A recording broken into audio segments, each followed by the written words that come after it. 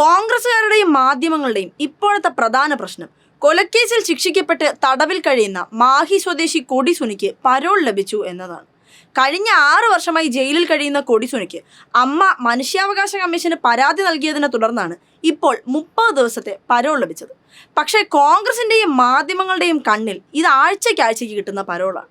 എവിടുന്നാണ് ഈ മാനദണ്ഡം വരുന്നത് എന്ന് മാത്രം മനസ്സിലാകുന്നില്ല. അത് എവിടുന്നെങ്കിലും ആവട്ടെ. ഒരു കള്ളം 100 വട്ടം പറഞ്ഞാൽ സത്യമാകും എന്ന് കോൺഗ്രസ് കെട്ടിപ്പൊക്കുന്ന പൊതുബോധത്തിന്റെ ഭാഗമാണ് ഇതൊക്കെ. എന്ത് കള്ളവും പറഞ്ഞു ഫലിപ്പിക്കാമെന്നും അത് ജനങ്ങളുടെ മനസ്സിൽ കുത്തിക്കയറ്റി വിശ്വസിപ്പിക്കാമെന്നുമുള്ള കുബുദ്ധി. ഇവരൊന്നും ചർച്ച ചെയ്യാത്ത, ഇനി ചർച്ച ചെയ്യാൻ ഇടയില്ലാത്ത ഒരു അച്ഛനും മകനും വയനാട്ടിൽ വിഷം കഴിച്ച് ആത്മഹത്യ ചെയ്തിരുന്നു. വയനാട് DCC ട്രഷറർ വിജയനും മകനും കോൺഗ്രസിന്റെ ആർത്തിയുടെ 2 ഇരകൾ. ബത്തേരി അർബൻ സഹകരണ ബാങ്കിൽ ജോലി കൊടുക്കാം എന്ന പേരിൽ IC ബാലകൃഷ്ണൻ വാങ്ങിയ കോടിക്കണക്കിന് രൂപ വഞ്ചിക്കപ്പെട്ട ഉദ്യോഗാർത്ഥികൾക്ക് തിരിച്ചു കൊടുക്കാൻ പറ്റാതെ ജീവനൊടുക്കിയ ഒരു കോൺഗ്രസ് പ്രവർത്തകനും മകനും. PP ദിവ്യ എന്നും ADM നവീൻ ബാബു എന്നും കേൾക്കുമ്പോൾ നാട്ടിലെ ഏത് കൊച്ചുകുട്ടിയും രോഷം കൊള്ളുന്ന അവസ്ഥയാണ് ഇപ്പോൾ ഉള്ളത്. എന്നാൽ എത്ര പേര് ഇങ്ങനെ ഈ 2 പേര് കേട്ട് കാണും? അതും വെറും ഒരു ആരോപണമല്ല. നിയമനക്കോഴ വിഷയത്തിൽ വിജയനെ പെടുത്താനുള്ള കരാറിന്റെ പകർപ്പ് പുറത്തു വന്നു. പൈസ തിരിച്ചു കൊടുക്കണമെന്ന് ആവശ്യപ്പെട്ട് വിജയൻ തന്നെ K സുധാകരൻ അയച്ച കത്തും പുറത്തു വന്നു.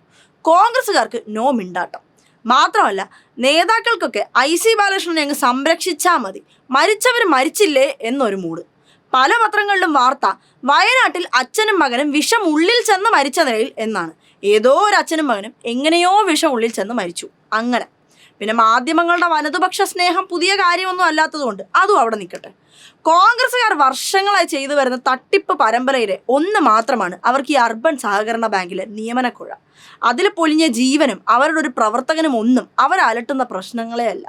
അതും ചെറിയ സ്ഥാനമൊന്നുമല്ല, ജില്ലയിലെ DCC ട്രഷററാണ്.